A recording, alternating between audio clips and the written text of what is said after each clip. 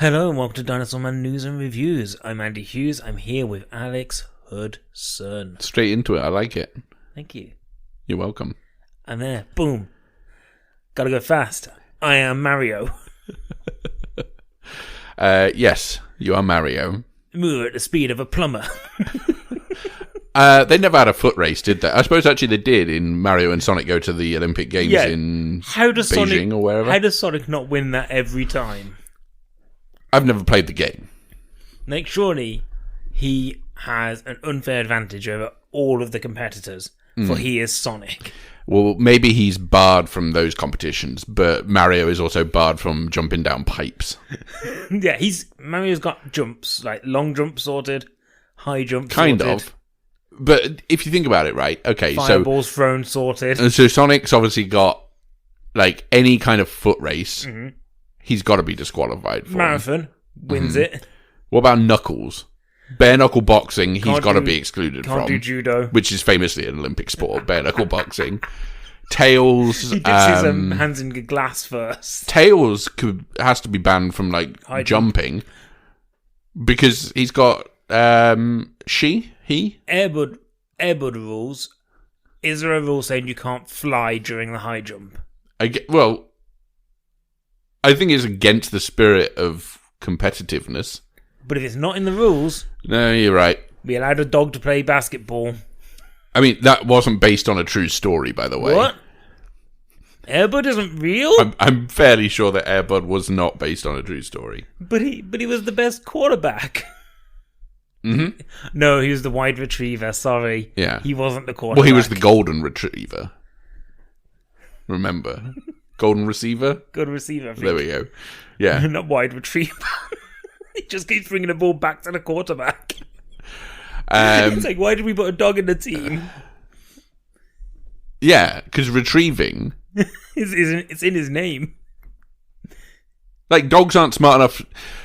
Okay, do you think that there is a dog alive right now who could get thrown a ball and then carry the ball to a different location? Yeah. There's that dog. Have you seen it? A woman has taught her dog to press buttons to tell her what it wants. So if it wants food, it presses the food button, and then she goes, okay, we'll get you food. And then it'll press what I'm saying, play. But the problem is, like, I know dogs. Yeah. It's just going to keep repeatedly hitting that play, walk. Why has she done this? To see if she could. Other people have started doing it now as well. People are training their dogs. I thought the only training they needed was don't do a poo in the house. It's the same training I needed. This is real Jurassic Park rules. What, you think we've not got the fences, so those dogs are now going to kill? No, but, like, we spent so long wondering if we could do it, we didn't ask ourselves whether we should.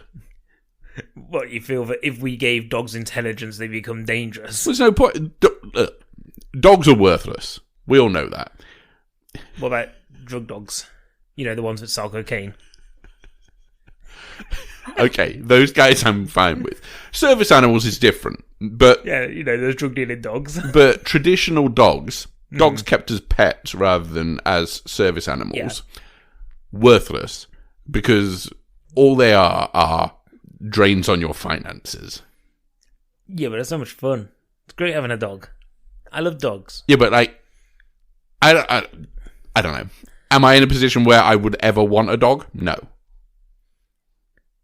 I don't think I would ever want a dog. I just noticed something there. I said, I love dogs. And it sounded like I said, I love dogs. The film. Guys, I bet you're glad you tuned in this week. Is that the reason why it's called I Love Dogs? Well, no, because they made an island of dogs, didn't they? No. And the island's made out of dogs. Okay. Genuinely, like, I've never put those two things together until I've just said it there. Yeah.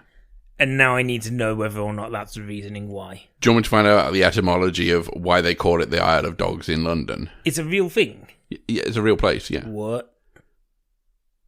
Really? Yes. We're learning a lot, guys. Okay, well, tune in next week for the answer, I guess. I'm not live Googling this. Yeah. So, yeah, Mario and Sonic have never had a foot race. Okay. Are you sad cool. you said I can't start this with a sea shanty now? Yeah, I guess so. I'm also sad that I said that you are going to be official single host this week. Because if this is the kind of hosting that we're expecting. You made many bad decisions today. Okay, what's going on? Well, we are a podcast.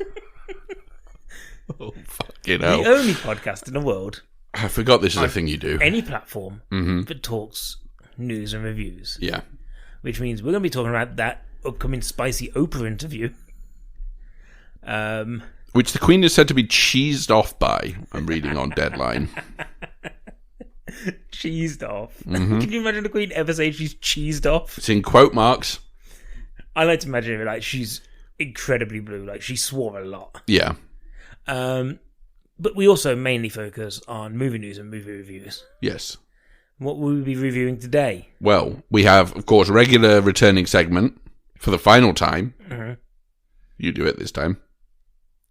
Wonder Watch. No wonder no one shoots into it. It's pathetic when you do it.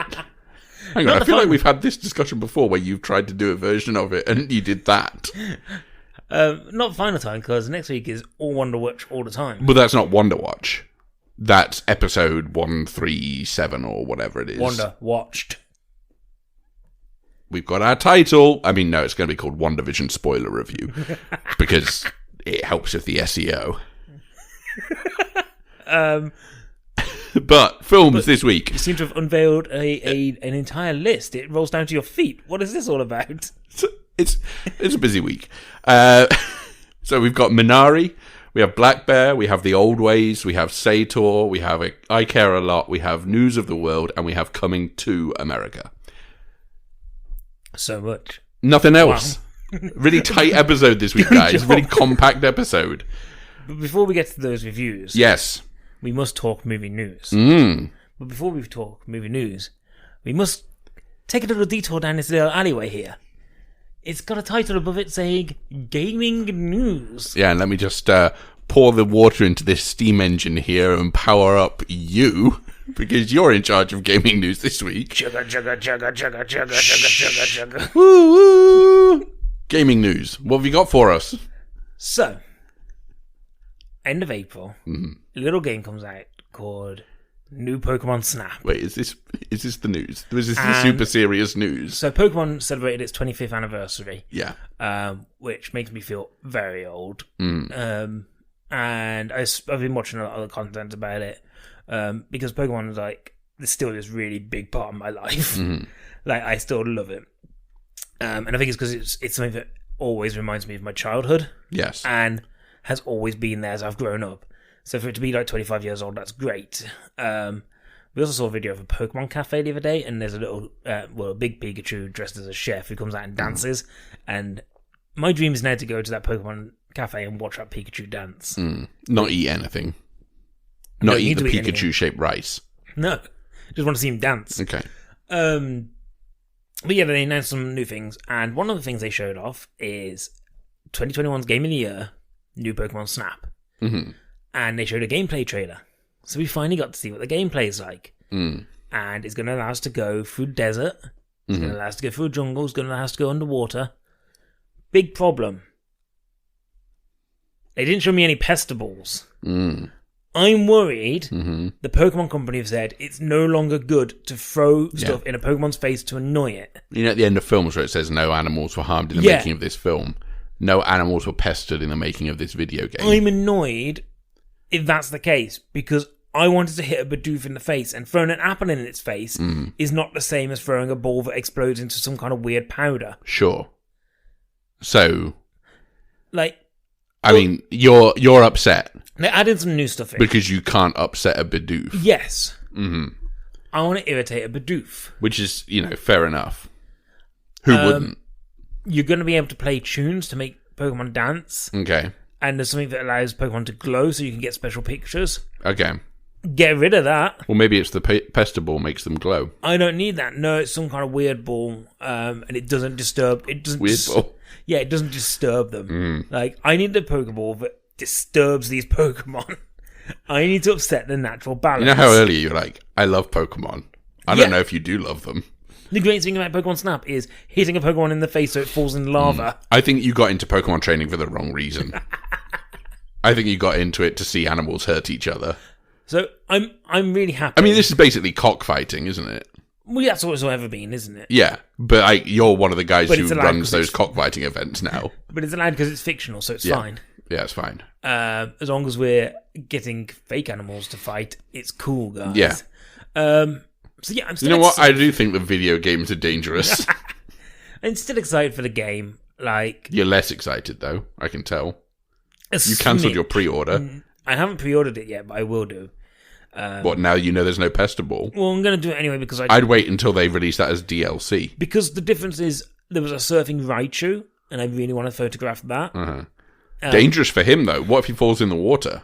He's electric, so it's fine. It's dangerous for the other Pokemon if he falls in the water. Yeah, but I feel like he might also electrify himself somehow. He's made of electric. Yeah, but I feel like... He's a giant electric rat. He can't electrocute himself. I guess he can. Have you tried using an electric? Wasn't Pokemon there an against episode electric of the Pokemon? show or something? I feel like I've seen a still from it where Pikachu did so much electricity that he burned himself. He did a big attack. Yeah. And it was oh, it's too much power. He's too electric. He was he had all these black scorch marks on him. And he was there on the floor I've done a bad thing. No. Did you not see that? And then Ash had to rub lotion on him. That was the soot of other Pokemon he had burnt to a crisp on his body, and he's like, But then- I'm wearing the body of my enemy. But then it's the next bit. It said, "This is not the soot of the enemies that I have destroyed. This is my own soot." He was dabbing his fingers in the soot and then drawing war marks on his face. Yeah, so I'm excited still because I'm going to get to take some photographs. Yeah. And the other issue they've got with it Okay, please tell. is in this trailer they're like, oh, you take these photos and they're wonderful. It's 4 stars, and then you can kind of upgrade them to make them super special by putting stickers and stuff on your photos. And I'm like, no, This sounds like the stupidest shit. the majesty of the photos is the photo Yeah. on its own. And if you can get a Pokemon that's angry because it's just In been a- hit by a ball, that's how you get a good photo, not by putting a little picture of a sun in the corner. In a world of Snapchat filters, do you really think that kids are going to be happy not to apply a effect post photo? That's the thing. They're going. You to know a what, guys? market- Everyone's on Instagram all the time, and what you see on Instagram isn't real. I'm going to tell you this now. it's You more- saw that Pikachu, and he had those full lips. That's filler, guys. I saw him injecting collagen into his lips. Instagram, more like Insta Sham. Wow. I got him. You remember when Dojuo did that photo shoot and everyone was like, oh, looking so skinny. I love it. And then I investigated and realized, been photoshopped.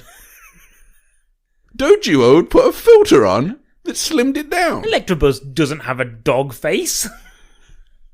And I know what you're thinking. Jinx was there oh, I got breast reduction surgery. No, she didn't. It was a filter to make her breasts, which is still weird that she's the only one who has them, apart from Miltank, technically. She had the surgery, she says, but actually, I saw her out and about the other day, as big as ever. And There's animators have a lot to she answer wasn't to. wearing a mask. She's an anti-masker. Well, Jinx is an anti-masker, and we need to talk about this. confirmed. So yeah, we'll see what happens. I'm kind of excited. You know who else is an anti-masker? Jim Carrey. I don't know. Does he not like mask anymore? He didn't like the mask too because nobody did. Jamie Kennedy liked it. It put food on his table for maybe a week. Well, Jamie Kennedy must be making some money off the mask he got too. no work Son of the Mask, was it called? Yeah, but he got no work after that. I feel like maybe there was a Scream after that point. Scream 4. He Basically- was dead by then, though. In the Scream universe. Sorry, everyone. I'm pretty sure he's been open, basically being like, "Oh, mask, Son of the Mask, that basically killed my career." Well, it's difficult, isn't it? Because, again, it's a busy week this week, but we've got time. Why would you do something like Son of the Mask unless you were... I mean, the thing is, you probably do it because you're like, okay, well, maybe this is a film I can show my kids. Yeah. Because it's very much a different vibe to the first Mask. Which is a different vibe to the Masked comics. Yeah, well, yes, exactly. All of them are very different, and none of them... I hate The Mask. I think it's a bad movie. I used to love it, and then went back when I was doing my Jim Carrey rewatch and realised I don't like Jim Carrey movies. Yeah. I mean... Of course, he's still the number 1 fan of the number 23. Don't worry. I am the number 23 fan of the number 23. Stanley Ipkiss, I think? Or was that from The Mask? From The Mask. Who's the character in number 23? Doesn't matter. I feel like he's got a name that I remember, and I clearly remember The Mask. I can tell you. Is it Ace Ventura? It somehow adds up to the number 23, I can tell you that. Oh, it's Bruce Almighty. It's his name in it. Anyway, we should move on. But thank you for that news and review, that episode, article, that news story. Wow. This is why I said you should be solo host this week. Oh, wow. Because I knew that my mind was in a muddle. And you've got so much to talk about later. Yeah, that's why I'm saving my breath right now. Okay. That silence was me holding my breath. They didn't like it. No one did. Okay, news. Right. Army of the Dead had a teaser trailer. This is out in a month. Yeah, Zack Snyder. April? Zack Snyder season is coming, guys, and... 2021 is the year of the Snyder. This is on Netflix. And I think it's like around the same... No, I think it's like 18th of April or something like that. I don't know. You got Snyder Cut coming out. Yes. There's been a whole load of stuff about that of just like different... Zack Snyder's Justice League. We use its proper name here on this podcast. We'll review that, guys, at some point. Well, there'll be a big episode for it, I imagine. But then, I think it's a month later. 21st of May. Oh, so 21st of May. We've got a couple of months. We'll get a full trailer before then rather than the teaser. A heist set amongst a zombie apocalypse in Las Vegas. So, he did the Day of the Dead or Dawn of the Dead? Dawn of the Dead remake. Yeah. Which is really good. Like, I like it. Yeah, it's a stupid action movie, but it kind of knows that it is mostly. Sometimes it doesn't, and that's a problem, but most of the time it knows that it's a stupid action movie. And importantly, it's not a horror movie, and it never tries to be, because I think Zack Snyder understands that he can't direct that, but he can direct a big sort of action. Oversaturated colours action movie, which again, this leans in, this... When I watched the teaser, I was like, oh, okay, there are some of the same vibes here, I think. It looks a lot more heavily CGI'd, and I don't like that because it doesn't look like great CGI from what I could see. My big question. Is there a god? Why do you need to do a heist in a zombie apocalypse? They'll find a reason. Surely currency goes out the window. They'll find a reason. We don't know if it's for money. When everyone... It might be for zombie vaccines. We need to do the cure heist. Yeah. It's there, They've put all the cures in... Smith. They've put all of the cures inside a vault in Las Vegas. And not all of the cores, though, because, Andrea's not there, and neither is the boy one. Well, because he's a literal anti-vaxxer, so... Is he? Oh, you were telling me about this, maybe. Yeah, I'm pretty sure he is anyway. You were saying that he's kind of... Yeah. He's maybe, because I can't remember exactly what he did that is wrong. Well, just like your man from... Stone Roses, is it? Oh, yeah, Ian Brown. Ian Brown, yeah, he's a big anti-vaxxer because he's just pulled out of a festival because of it. Anyway, doesn't matter. They're all hanging out with Jinx somewhere. Yes, I forgot. I forgot, but now I remember. They'll find a reason. Yeah, there's no need though. Movie logic.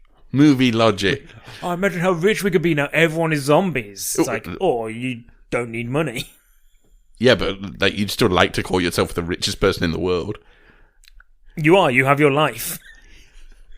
I don't measure currency in lives. They did in the film In Time.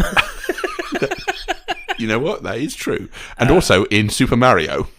Wait, no, there's also coins. Somebody messaged me the other day being like, I need film recommendations. Yeah. And they were like, I want a film like... what is it? It's like Age of Agatha or something like that. I can't remember what it's Age of Adeline. Yes. And I was thinking like that. So like a sci-fi romance kind of thing. And I tried to remember the film About Time. I recommended them the film In Time. Yikes. And I used to wait to see whether they come back because I'm just not correct. Time Traveler's Wife? Those are the two that I was going to recommend. Because I don't know whether they wanted a sci-fi or a sci-fi romance. Yeah. So I was like, I'm going to just assume you want sci-fi romance. Well, to be fair, In Time is also that. It is a sci-fi movie that has got a romance subplot. Amanda Seyfried, I think. Timberlake. Johnny Galecki plays his best friend. It's not terrible. No, it is. I don't think it is. I think it is 100% terrible. I also have only ever seen it in black and white, so I watched the arty cut. Yeah, weird story. The TV that I was watching it in Spain didn't have a colour. So we could only That was me thinking that the director had ideas above their station. No. And was like, oh, we're also going to direct a black and white version of this movie. We're going to release this in cinemas. The technology we had access to just didn't work. Right. So I only ever saw it in It's important that you lived in Spain in the 1950s. But yeah, Army of the Dead could be alright. Yeah, it could be. Who knows? I suppose the Vegas setting's interesting. I suppose I'm not excited for either of these movies, but I'm technically more excited for that than I am for Zack Snyder's Justice League. Yeah, I think the Vegas setting's quite interesting, though. Yeah, I mean, it'll all feed into the story somehow, won't it? Yeah, it means you can do things that are probably a bit more visually exciting. Yeah, because Vegas as a place is visually exciting. Yeah. I mean, it won't be now that the zombies have taken over and all the lights are off, surely. No, they've still got those ones. No, like in Army of the Dead. No, Army of the Dead, that's this film. Was it Day of the Dead? The guy who basically carries on filling up cars even though he's a zombie. Yeah, isn't that... Yeah. Well that's the... Yeah. There's a whole podcast in that, maybe. Probably not. What, okay. the Of the Dead series? Yeah, maybe. I don't know. Maybe we'll do that at one point. Maybe before Army of the Dead. Oh, Shocktober. I was going to say before Army of the Dead. 6 months later in Shocktober. What have we got? Spider-Man has got a new title. So the upcoming Spider-Man sequel is called No Way Home. Yes. Is that right? Yeah. Yes, it is. Sorry, I had the tab open, but I hadn't scrolled down to the bit where it said the actual title. So they put out a lot of kind of fake. They did the titles. fake outs, didn't they? Each of the three main kid stars tweeted a different title, and everyone was going, oh, "It's the Green Goblin's colors," and I don't know.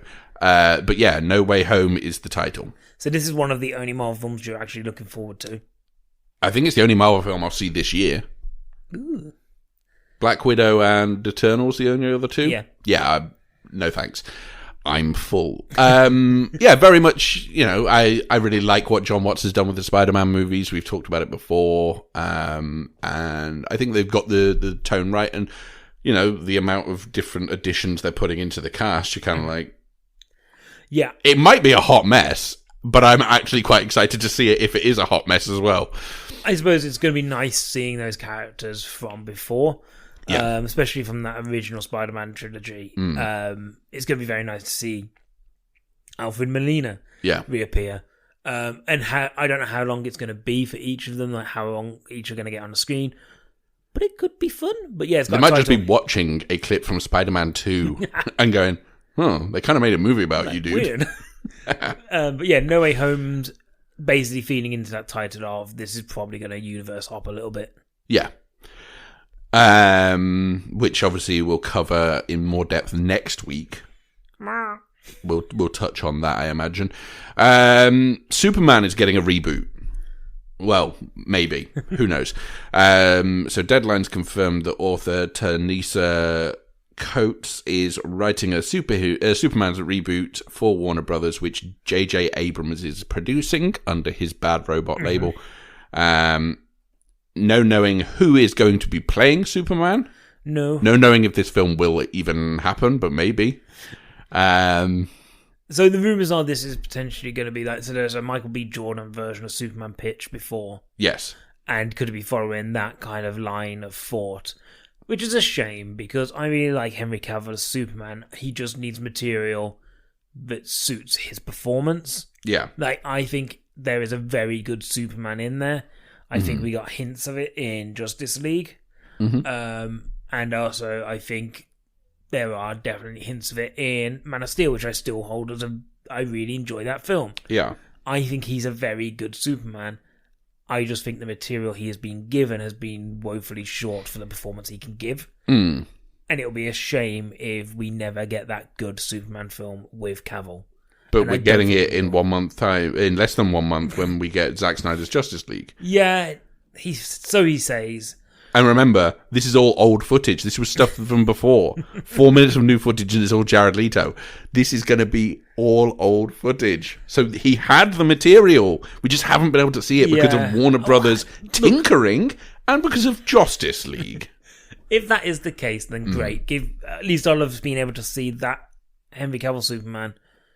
Sure. But this is Snyder, who has had 2 films to do that in. And he's got kind of close, but also very far. He got close on his first try.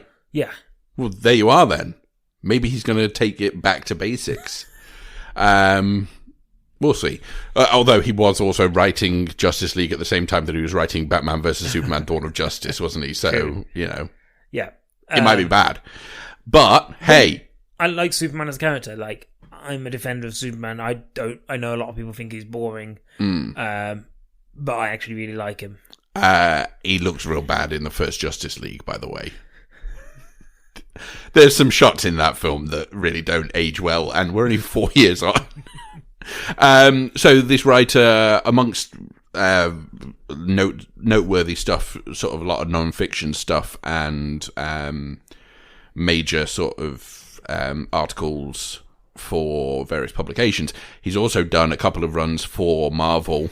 So he's done a Black Panther run and a Captain America series for Marvel. So, it's not like he's a stranger to the company as a total. Stranger to the company as a film thing, but, got a couple of special thanks credits on Infinity War Endgame and Black Panther. But, hey, it could be good. Could be good. Oh, wait, hang on. This is for DC. I just remembered. So he's a complete stranger to DC. They could get one. Yeah, they could get one of these films to work. Yeah. Right, what else have we got? That might be it, maybe. Yeah. Let's call that news. Yeah. Yeah. Hashtag WonderWatch. WonderWatch.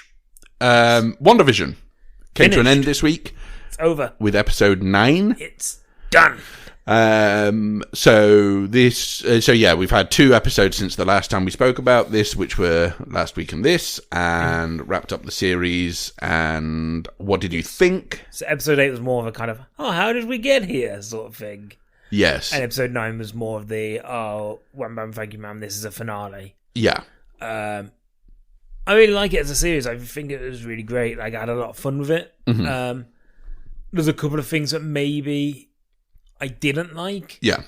But on a whole, I think there's a lot to enjoy. Like, I think the performances are great. I think the story is definitely enough to keep you engaged. And actually the week-to-week thing meant that I was week-to-week looking forward to the next episode. And it was good. It was good having a friend to watch something with. And wasn't that nice? I'm not doing it for any of the others. As we go into the Falcon and the Winter Soldier I'm not together. doing Falcon and Winter Soldier watch.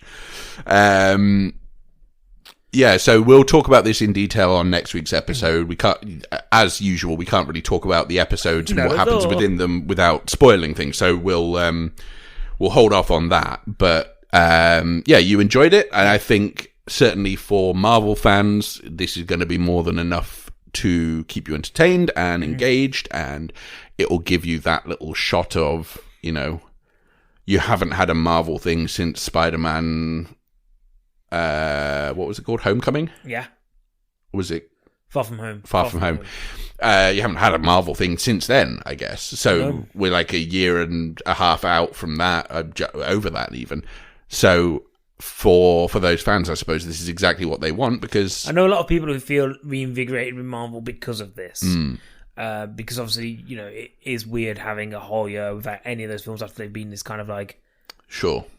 Figure if it's been in movies for 10 years. Yeah. I mean, it's interesting that you were saying that you really enjoyed that week-to-week version that you got. I was speaking to my brother yesterday about this, and he said he actually thinks that if he'd have binged this, he wouldn't have enjoyed it at all, possibly. Well, he certainly said, I don't think I would have continued watching it if I was binge watching it. I think I actually preferred the fact that it was a week-to-week thing, and it meant that there was... You had to have a week between to kind of let the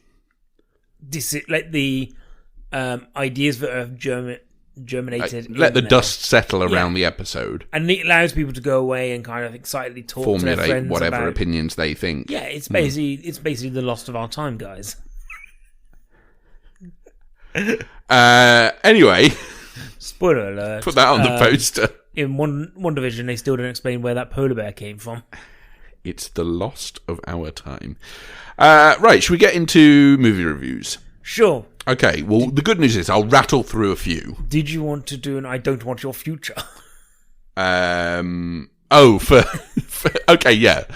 So, I don't want your future, which is is it a segment we're bringing back or not? Every so often, like... Can we just, I don't know, is it a good enough impression, basicing, is what I'm thinking. Don't want your future. Also, Jack Sparrow. Can I just say, I don't think this is a well-known enough thing. What, the line from X-Men? You don't even know which one it's from. Days of Future's Past. Okay, well, you definitely said for... yeah. You were going to say First Class, I know that. Okay, so you think it is well-known enough. Because he goes, I don't want your future. Okay, Jack Sparrow. Okay, let's do a Days of Future Past. I mean, sorry, we didn't watch Days of Future Past. We probably should have. Ooh, next week. So what did we watch this week, Andy? Justice League. Yeah, we watched... So, in preparation for the release of Zack Snyder's Justice League, we rewatched the original Justice League from 2017, which I hadn't seen since the midnight screening that I went to because I'm such a #real fan, and also because I was finishing work that night, and it just so happened that was going to be the opportunity I got to see it. Get it out of the way early is what I say. So, this time, I wasn't coming off the back of a 12-hour shift. We decided to watch it basically so that we could kind of then compare when we see the Zack Snyder's Justice League, kind of what has changed and how much of that DNA is still in it. Yes. Because we've been told there's a lot of difference. So how much of that 4 hours has this got? Yeah. All the way around. Yeah, how much of this remains in that 4 hours? Hopefully none of it. You said that repeatedly throughout this film. I really have... I had a really hard time with this film for the second time. Because I remember not liking it the first time round, and I wondered if sort of time would have allowed me to get further away from it and feel a little bit softer on it. But actually, it is a really badly made film, I think. I think it's put together in a way... And I don't even know if it's a case of you can tell that there were two directors. I think it's just a case of, even if there was only one director, I don't know if this still really holds together. The thing you find, though, is that as soon as you know there's two directors, you can definitely tell there are. Yeah, for sure. And it's, the script actually is laughable at points. I can't remember the point, but there was a point where we laughed in the first 30 minutes so hard. It was an hour in just about. Well, the first time we laughed hard. I think it was something to do with Aquaman near the beginning. Yes, okay, because he has all of the funny lines. But that is true. Like an hour in. It wasn't him saying a line that was funny. It was him saying a line that was so stupid that... I mean, that whole character is written so weirdly in this film. Same as The Flash. No one's written well. No. But the bit an hour in is when he says... he said basically, it's got the... someone says, this Steppenwolf guy's got the power to destroy planets or to transform planets. And then Batman says, what if you were stronger than a planet? Which is really funny. You know what? 10 out of 10. I think this film's great. Well, yeah, it's still like... And, it's kind of like beating a dead horse now. But the script is bad. The pacing is worse. The way it's put together, and sewn together, to be an actual coherent plot is probably even worse. Yeah. There was a point where you went, I don't even know what's going on anymore. And so that was, I think, I've now seen that film 3.5 times. That's commitment. And I still don't find anything in there, really. But I go, okay. And the problem is, so after that film came Aquaman. And I thought I would hate Aquaman because of the Aquaman version in this. And actually, I think Aquaman's a lot of fun. Right. I don't like any of the versions of the characters in this film for this film. No. I think Batman was better, weirdly, in Batman versus Superman. Sure. I mean, the difficulty always comes with when you're sharing screen time between 6 major characters, you always find... that you're going to have to... it's a thing that happens in the Avengers movies where you feel like in any particular Avengers film, you're not necessarily there for the character development because none of them really get enough time to do that. You might get it occasionally, but it doesn't happen to every character, certainly. you know that Hawkeye's not going to go on an emotional journey in the first Avengers movie because you've literally just met him. Look, we're not introducing 3 characters to this film then. So this kind of feels like that where but the problem obviously is that because you'd only had a solo film for one of the characters in Superman is the only one who's had a dedicated solo film. Wonder Woman at that point as well? Oh, yes, okay. So 6 months beforehand, you'd had Wonder Woman, hadn't you? Yeah, so, okay.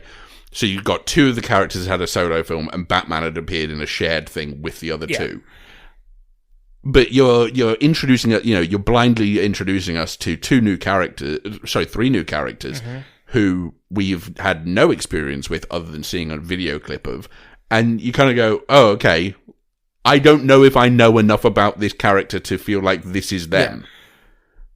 And the problem is, when you then set that up, and then you then have an Aquaman film where he isn't quite the same way as he is in this, he still retains some of that sort of douchiness, but he's definitely a very, because it's written by different people, he's clearly a different character. And also, like, the way that Atlantis is even shown is completely different. Yeah. Like, it's a whole different... It feels like it's a film that sort of sets up all of this stuff and then almost was trying to act like the Bible for this universe. In Aquaman, this film, Justice League is mentioned, and it makes no sense because it's like, that seems like you would never have been involved in that film. Yeah. My concern is this. So, we talked about stuff being like, oh, this probably won't be in... Like, we watched them being like, this probably won't be in it. And sometimes it's like, oh, because we think this was like maybe Joss Whedon stuff. But other times we were there going, I don't think this will be in it because people have said they don't like this aspect of the film. Yeah. So retroactively they will remove it. And particularly bits that you're watching it and you go, this is Snyder. This has Snyder's sort of DNA as a filmmaker all over it. But people hated this bit. So he'll cut it out and he will retcon history and say, I never did that. That was all Joss Whedon. Yeah. And we'll never know the truth of it. And we'll get into this on the actual full episode 4. The biggest concern about that is, so this film is very quippy. And that was very like a Joss Whedon thing, which means I think the Snyder Cut, or not Joss Whedon's Snyder Zack Cut. Snyder's Justice League. I think it's going to be very serious. Yeah, I think it's going to be bone dry. And I think that's going to be worse than the one actual laugh I had during this. Like I say, when I was talking about Army of the Dead earlier, Dawn of the Dead is good because it understands what it is. It's a stupid action movie, and it makes fun of itself at various points for being that. And it never takes itself too seriously. Occasionally does, but it's fleeting moments. But this is the thing, is that Zack Snyder's probably is his best when he understands that he isn't to be taken seriously like that. He's someone who can also... he's got a visual eye. That's undeniable. I think he's got a style where he goes, okay, this is what I'm aiming for. And if he employs it, then fine. But even the bits in Justice League that feel like, oh, these are definitely Snyder's bits, don't really look like a Snyder thing fully. Yeah. And I wonder if we're going to still see that in this version coming up, or if we're going to get a completely rework. I mean, hey, $70 million is enough to rework any footage you want. But yeah, I'm going to be interested to see whether it's just a case of, well, we're going to be very somber and morose about everything. Because 4 hours of that's going to be patience testing. But yeah, so 3 weeks' time, guys, we'll do an actual full-on. It depends if we've seen it, whether or not we'll discuss it in the next news and reviews in 2 weeks. But in 3 weeks, the Sunday episode. Yeah, I would guess that it'll probably be in the news and reviews. It'll make more sense to do it that way as well, to have a full review there and then a spoiler one the week after. Investigation into it. Yeah. Okay. At that time. So yeah, do you want to rattle off some reviews? So, rattling off some reviews. So, new this week is Coming to America, which is the sequel to 1988's Coming to America. Not to be confused with this, obviously. Well, kind of to be confused with this, because they're basically the same film. So, this is on Amazon Prime Video, who bought it from Amazon in the late part of last year, during the pandemic. Just been released on Friday this week. So, they bought it from Amazon? Paramount, sorry. Okay. I knew that I'd said something wrong, but I didn't know what it was. I was like, oh, okay, that's fine. No one will call me out on my bullshit. How wrong I was. Here I am, calling it all. So, we pick up 30 years after the original, in which Eddie Murphy as Prince Akeem had travelled from his homeland to America to find a bride and to find himself. We pick up 30 years later where his father passes away and he's then left in charge. But the problem is he's got 3 daughters now, and the rules say that the country Zamunda has to be ruled by a man. Mm-hmm. So he's not got an heir to his throne when he dies, and he fears being assassinated by Wesley Snipes. Not actually Wesley Snipes, but who's playing the ruler of a neighbouring country, Nextdoria. Of course. Yes. So it turns out that he does have an illegitimate son who was conceived while he was in America. Mm-hmm. So he has to fly over to America to bring his son back and train him to be the Prince of Zamunda. Great stuff. So the film itself is fine. I think it's not a patch on the original, and I think the original is one of the better things to have come out of that sort of run of Eddie Murphy successes in the late 80s. It's also not a patch on things like Dolomite Is My Name, which the director also did when was it, 2019? Mm-hmm. And yeah, I think the problem is that you get this sort of role reversal of this fish out of water thing, but you get this American kid coming over here, and I say kid, he's 30 years old, and sort of having that same experience of being completely new to this world and not really understanding things. And the joke obviously works much better the other way around. Yeah. The other interesting thing is that you have to take into consideration that in the 30 years that have gone by, that first film, certain bits of it have aged really badly, certain bits of it have aged pretty well, but you can't make that film again in the modern landscape. A lot of things have changed within the way that society works, and you can't do the stuff you were doing back then or say the things you were saying back then without fear of retribution. So what they do is they update the politics of it and they update the sort of vibe of it. And I think they're mostly successful with it. I think that kind of thing works well enough. So, I mean, look, if you're a fan of the original, you'll probably get something out of this, I think. Maybe. Yeah, maybe. And, it's a sort of throwaway 100 minutes or so. It's not gonna, I don't think anyone will remember it in a year's time, but it's fine while it's on, I suppose. That'll do, pig. I don't think it's, it certainly isn't like a Willy's Wonderland for me. Yeah. So that is on Amazon Prime Video now. Right, next up on the list, News of the World. Keep talking. News of the World, which is the new film. So certainly in the UK, it's on Netflix.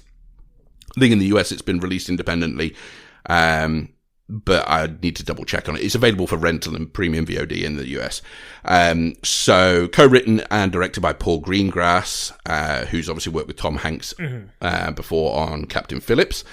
So this picks up this story from a novel of the same name by Paulette Giles. So it features Tom Hanks as an army captain from the Confederate Army post-Civil War who travels around delivering the news of the world to small towns and sort of doing a touring thing of that. The old British newspaper, yeah? Yeah, exactly. The now defunct British newspaper. No, so he travels around from town to town, delivers the news. And he basically gets tasked into returning a young girl to her closest related family. But she's not the news. Yeah, correct. What hijinks is this? I mean, to call it hijinks, I don't know if that's the correct term to use, but fine. So the young girl's played by Helen Zengel, who I think does a really good job for, she plays a German-speaking girl who, obviously, it's minimal language being used there because it's not necessarily a relationship that's communicated through verbal speech, I was going to say, but that's not the right term. Anyway, I think the performances are pretty good. I think Helena Zengel is really good, and I think Tom Hanks pulls off that thing that he always pulls off of being distinguished and respectable and, you know, an all-round good egg. I think, first of all, the cinematography is wonderful. Yeah. It's really great. And to see a Western like this on the small screen is slightly disappointing. And obviously things would have been different had we had cinemas open, because it would have at least had because it's seen as an awards hopeful, it would have at least had a cinematic window. And I would love to see this on the big screen, because I think cinematography-wise, it's just beautiful. It's really, really nice. And Paul Greengrass is someone who's got an eye for both the sort of the more, I don't know, slow-paced stuff, but also can mix in, you know, there's gunfights and things like that in here that also work really well. It is, at times, a slow Western, so if you have no patience for that kind of thing, then, you know, I would avoid it. But if you're someone who doesn't mind that and can appreciate that, I think it gets the job done. Again, I think it's a that'll do pick. I don't think it's something that will be in my top 10, top 20 of the year, but I really enjoyed it for saying what it was. So yeah, I'd say it's a that'll do pig, because I know it's going to split opinion. Yeah. Like quite considerably, I think.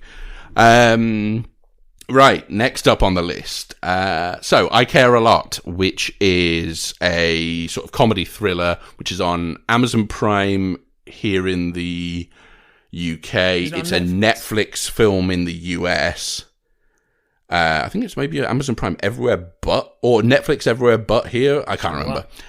So, starring Rosamund Pike, Peter Dinklage, Isa Gonzalez, and Diane Wiest. So, it's written and directed by Jay Blakeson, who did The Disappearance of Alice Creed about 10, 15 years ago now. You'll remember it because Paul always goes on about it when he's here. And it's a great film. But this is a film where Rosamund Pike plays Marla, who is she's a court-appointed guardian. So as soon as someone is declared unfit to live their life, essentially, she then gets appointed by the courts if they've got no next of kin, no one to actually take care of them, and then makes arrangements for them to be put into a care home and makes arrangements regarding their estate. Yeah. And she's a scammer who's been doing this, you know, completely legitimately. You know, she's going through the courts and doing it, but she clearly has ways of making people seem like they are unfit, you know, finds the loopholes that are necessary. And so she comes across this woman who seems like her perfect target. Yeah. Because independently wealthy, doesn't have any family, any kin at all, and looks like perfect, there for the taking. However, seems to know people who can make life very uncomfortable for Marla.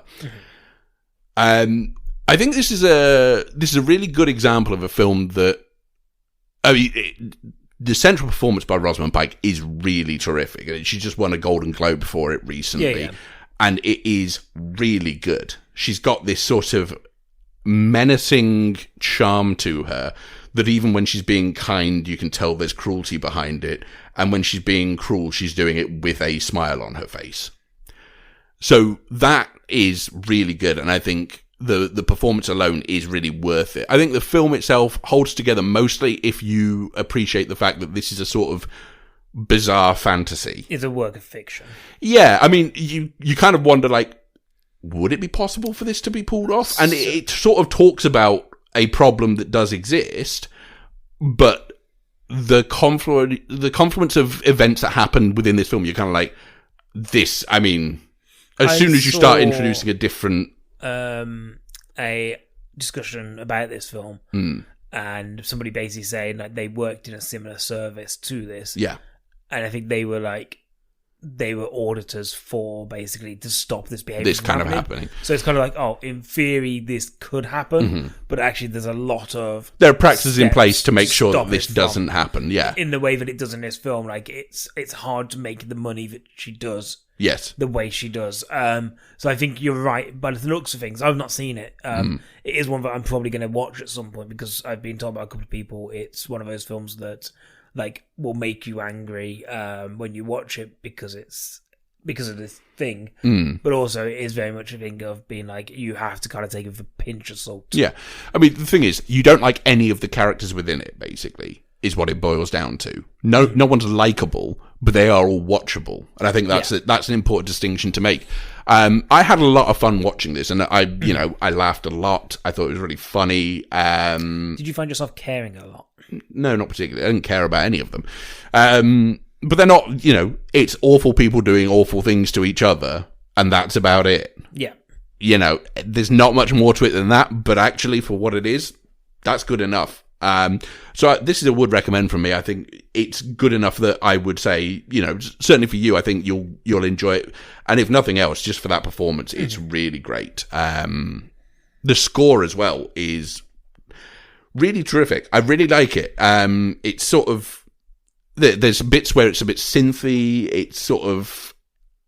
It's got this, perfect for this film. It's kind of got this ramped up vibe to this score. And I really liked what they were doing with it. Score is by, just want to make sure that, Mark Canham. And it's really good. Talking of score, I watched a trailer for, I need to find out what the film's called again. Bear with me 1 second, let me just reload IMDb. Okay. I saw a trailer for a film called Voyagers. Right. Have you seen this? No. Basically about a load of kids who are sent to space with Colin Farrell. Okay. As a multi-generational space thing. Mm-hmm. But then the kids all get real horny as they turn into teenagers, and they start, like, by looks of things, taking, it's by the thing I did Limitless, so they start taking, like, this kind of drug that expands that kind of thing, and what's real and what's not. And its entire trailer seems like a film that's just trying too hard. Like, and the reason I mentioned it is because the score is very much just one of those kind of like boom, boom, boom, boom, boom. Okay. And I'm like, it's like it's an affront to my eyes and ears. It might be good. It could be great. Like, any we'll find out. The ability to be great. But yeah, I watched it and I was like, this isn't for me. Like, the way you're showing me. Maybe I'll watch it and find out. Yeah, I'm willing to be proven wrong. Okay, but it looked like a film that was trying too hard. I can't wait. So into the back nine of the episode, essentially. Well, that means he has 9 more to review. So, Sator, which is a supernatural folk horror movie that came out. So, it got a release in February this year, but it's been in post-production for, I believe, 6 years now. Okay. So, this film is a labour of love by Jordan Graham, who did everything on this film. Mm-hmm. Wrote, directed, produced, edited, scored it. The absolute Dennis Waterman. Learned how to colorize, color grade footage. Like, had to learn how to do these things in order to finish the film. Hence why it's been in post-production for 6 years.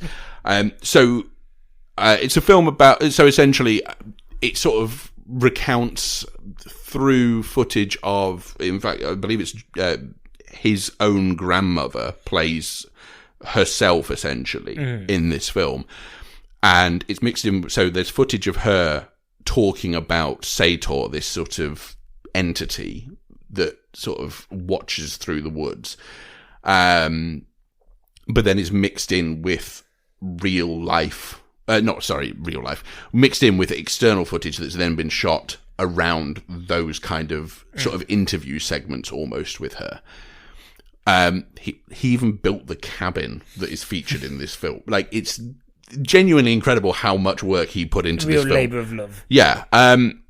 So this is a film that sort of, I can understand why it frustrates a lot of people, because it's a film that never tries to explain anything.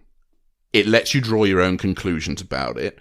And it lets you read into it whatever you want to read into it, I think. There's certain moments in it that happen that you're kind of like, oh, okay, that's clearly in there because it's a horror movie and it feels like it has to do certain things. Yeah. But it does them in a really refreshing way where it doesn't feel like it's doing jump scares for the sake of jump scares or anything like that. It's building this weird sort of folky tension. It's got something of the sort of Blair Witch vibes about it. It's got sort of elements of Kill List, The Witch, a lot of that folk horror that I really respond well to, and I think is done really well. But I've seen a lot of people getting really angry with it and saying, oh, it's too oblique. I don't really understand what's going on. You can't make it this confusing and then say, oh, well, it's for you to read into. You need to tell me what to... So it's very much one of those ones that I've seen being a 1 or a 5 star. Your favourites? My favourites, yeah. And, for me, I think it is a 5 star. It's really... I think it's really terrific. And I think for a movie that... Certainly for a movie that was made for basically next to nothing by a guy over the course of the best part of a decade, I'm really impressed by this film. How are you spelling Sator? Sator. Cool. Just if people want to find it. Yeah, so it's available for purchase or rental now. So, iTunes, Amazon, wherever. And I'd really recommend you go and search it out because I think this is a film where any exposure will help it because I don't think it's not a film that's being publicized highly, but it's one of my favorites of the year. I really like this film. So yeah, I would really recommend it.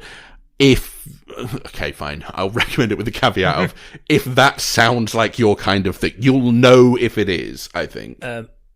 Anthony McCormack from Talking Review. Don't watch this. It sounds like you would hate it.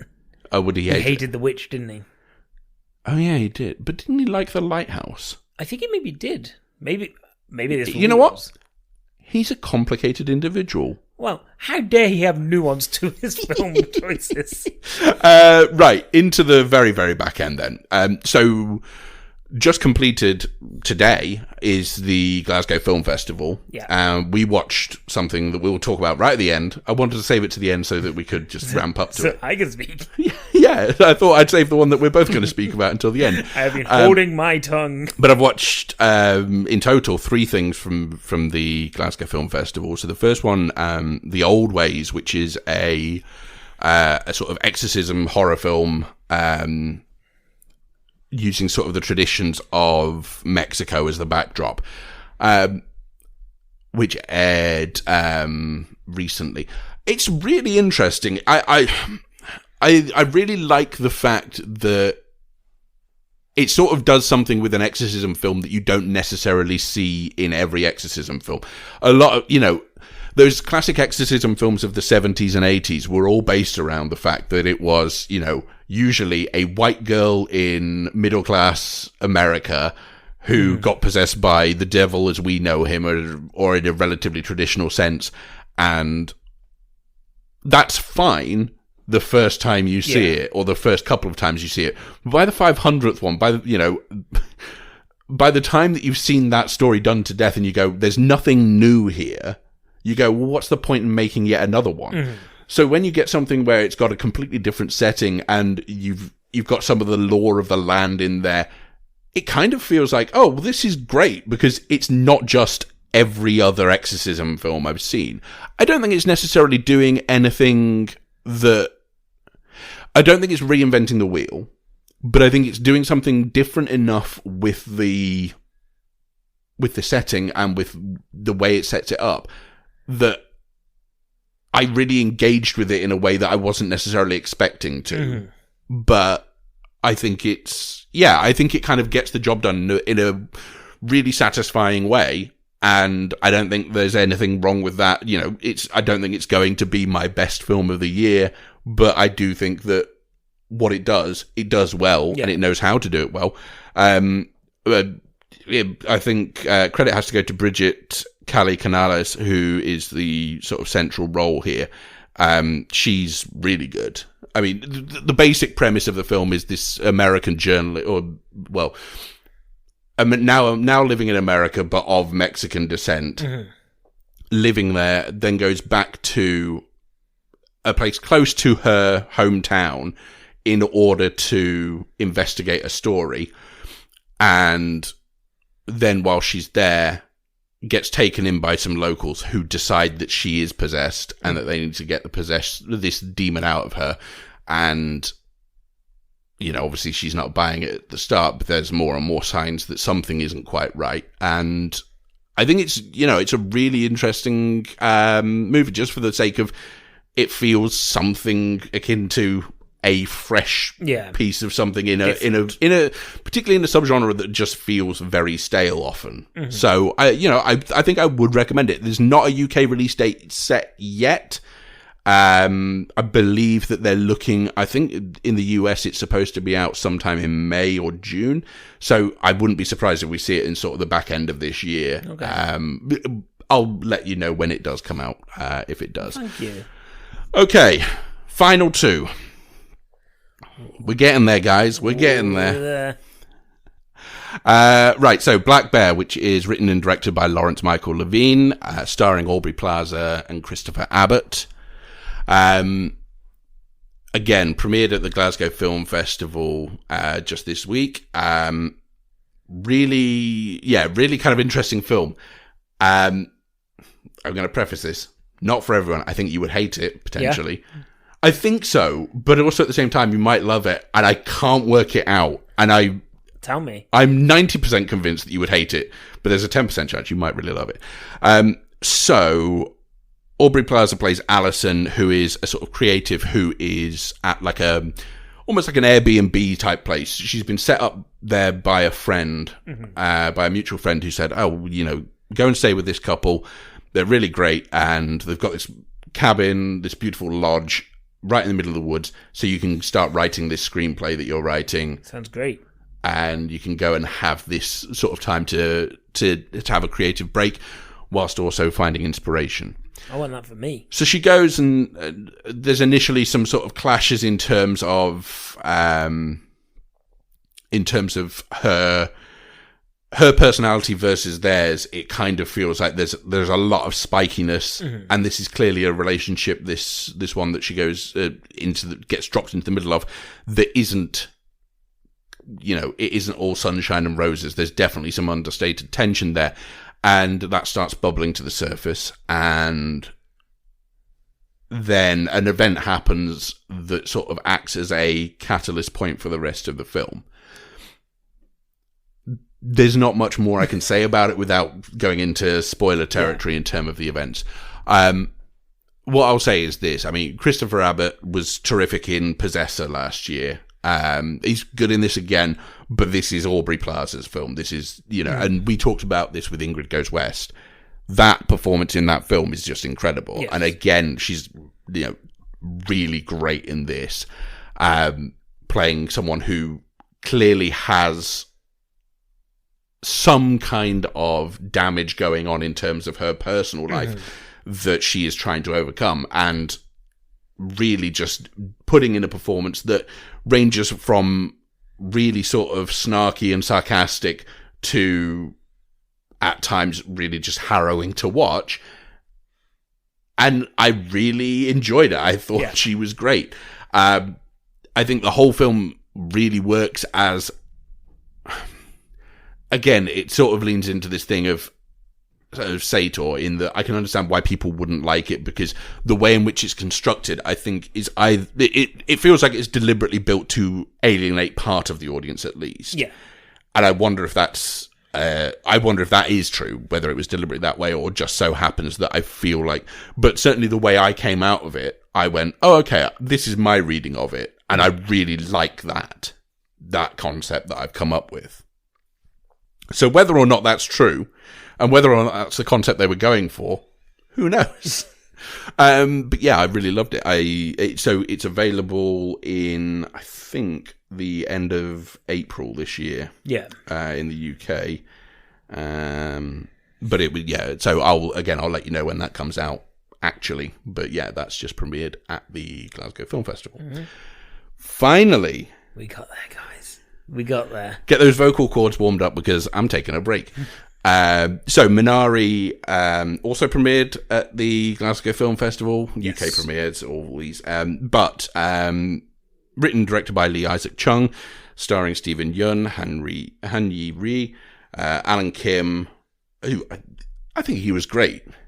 Everyone's great. I mean, the whole ensemble is great. But particularly Yun Yu Jung, who plays the grandmother in this. What a character. So do you want to do the basic premise? Basic premise is a family from Korea who used to live in California. Yes. Moved to somewhere Arkansas to basically start a new life. To start a farm so they don't have to sex chickens. Yes. Essentially to reboot their life in the US. Yeah, basically it's like a thing of being like, oh, I need to do this because I need to have done something, like, because I can't spend my entire life doing a job that is nothing and dead end. I need to do something that the kids need to see me succeed, is basically the drive. Yes. So they get like this kind of mobile home as a home. They have this plot of land that, hasn't really been fruitful before, but with the belief of we can grow Korean vegetables here, and we can then provide it to a market that are underrepresented. But behind all that is basically the struggle of, while the idealistic nature of the American dream is great, yes, of being able to have a patch of land that you can grow and sell, how much pressure does that put on your family, and how do you deal with those pressures? Yeah. That's it. Good job. And yeah, you said that, because I was absolutely going to say, the child David is... Alan Kim, who plays I think he's an 8-year-old son, is wonderful in this film. And when I was thinking about it, I was like, oh, maybe I'll even bring up the fact that he's great. And then I was like, but if I'm bringing that up, then I've also got to mention the grandmother. But then I've also got to mention Stephen Yeun. I think as an ensemble, isn't it just perfect? I think there is a bad part. Even the neighbour Paul. Yes, Paul. Yeah, is a really great addition, and I think everybody in this, all of the working parts, even the small roles, kind of mechanise against each other to work really well. Yeah. And I think actually, as an ensemble, this film works on everyone bringing their game. Yeah. So I think, importantly, I think you're right. It's that kind of weird... It's a sort of poignant love letter to the American dream, isn't it? In that it kind of feels like it's essentially highlighting both the potential upsides, but also the potential pitfalls of that dream, and what strains that puts onto, number one, the individual, but also the family around them, and how that affects their interpersonal relationships. I do think that just in terms of performance levels, it is perfectly cast. Everyone just does a great job. I think the script is amazing. I really love the script for this. And I think it is similar to something like Thunder Road. I think it's really humanist filmmaking. And I think that's important. I think it's something that fundamentally understands that it's telling a human story, and one that a lot of people will be able to relate to. Yeah. Because this isn't a film about Korean Americans. No. It's a film about Americans as a whole. And weirdly, I kind of liked the film more because it was a story that was just everyone. Instead of it being a case of it being like... Because I was worried it was going to be a case of, here's a Korean family moving to a part of America... that maybe certainly is less cosmopolitan. Yeah, and maybe it's going to be about the fact that they are looked at by those locals in a derogatory way. Yeah. And actually, it was more about hope and about finding your place in the world and working for each other. Well, I mean, Jacob, the father's meeting with Paul at first, I think that's a really beautiful scene. I think that's really great. And I think, it avoids being the film that sort of goes, well, look at them. They've moved to this part of the world and they're not seen as equals. Yeah. But instead what you get is something that is fundamentally a lot more understanding of everyone being in a similar situation of, regardless of who you are or where you come from, you could always be a new person in a new part of the world that is unfamiliar to you, and you might just be trying to do the best thing for your family. And the thing I liked is every time they were picked out or brought to the forefront in a public setting, yes, it was never to look down upon. I think there was only ever... I don't think there's bad people in this film. I don't think anyone is doing anything for bad reasons. Yeah. And I think, the only comment was from a child who didn't understand the situation. And I just thought it was really nice to have that as a thing of being like, this is a story that I think everybody understands. And emotions that everybody feels, that feeling of just being like, it is that almost feeling of, am I good enough and am I able to succeed? I just want to do something in life and it be good. Yeah. And I think I got that. Yeah. And I felt that in my bones. And I mean, it's seen as a sort of early contender for a lot of the award season stuff. And I think we'll see, I think it's a couple of weeks' time we get the nominations announced for the Oscars. But I can see this getting nominated in a few different categories because I think it's one of those films that just, in a similar way to, say, Parasite last year, where every single character in that is perfectly cast to the point where you go, I can't imagine swapping out one of these people because maybe the rest just falls apart if you don't have all of them working in tandem. And that's exactly what this feels like in terms of just as an ensemble, it works perfectly. Everything's understated. Nothing is too big. Yeah. And I think that's important. I think everyone plays it to the level it has to be. I think I'd love to see Stephen Yeun get nominated. I don't know the name of the actress who plays the grandma. That is... because I think she's wonderful. Yeah, I think she's a sort of I think she's regarded as a dark horse for Best Supporting Actress. It's Yun Yo Jung, who I think is just terrific in this. And is given the best lines. Yeah. So this is out in the UK on the 19th of March.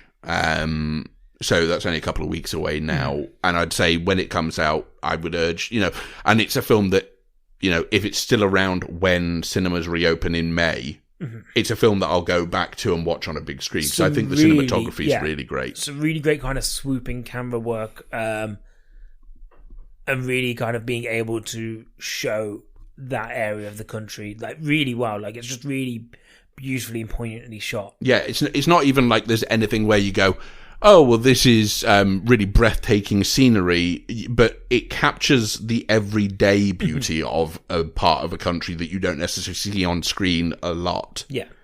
And I think that's really interesting. I mean, I really recommend this film when it comes out. We'll mention it when it does.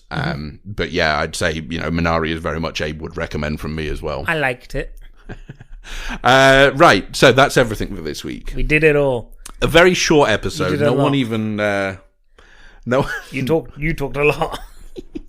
No one even got sick of the fact that I had 7 things to review. It's fine. So we will see you next week.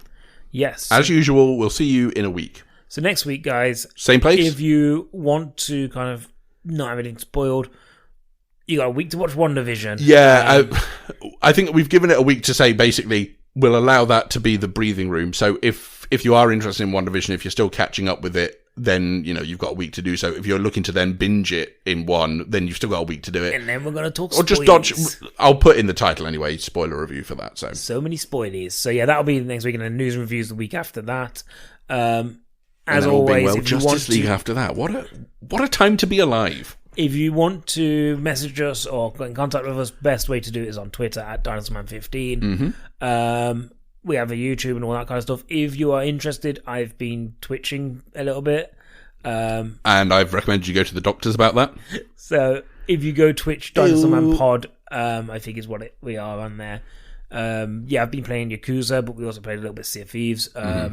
But yeah, I don't have a schedule for when I stream. I just pop up on there every so often. The kind of stream that everyone can get behind. Oh yeah, absolutely. Impromptu streams and normally late. But yeah. So yeah, follow us on there if you want. That's it. Johnny Neves did the theme song as ever. He did. This time, it was in Arkansas. Okay, good. Andy, thanks for hosting. Yeah, it's been a pleasure. Thank you for also hosting. My mouth is not tired at all. Until next time, guys, go watch 7 films. Bye. You choose them. Whatever films you want, but 7 of them have to be watched. Unite the 7. You have films. 7 films. David Fincher's 7. So 7. There are 7 films. One has to be happy, one has to be sad, one has to be dopey. Bye. Dinosaur man. Where you come from? Where you come from? Where you come from? Where you come from? Where you come from? Where you come from? Dinosaur.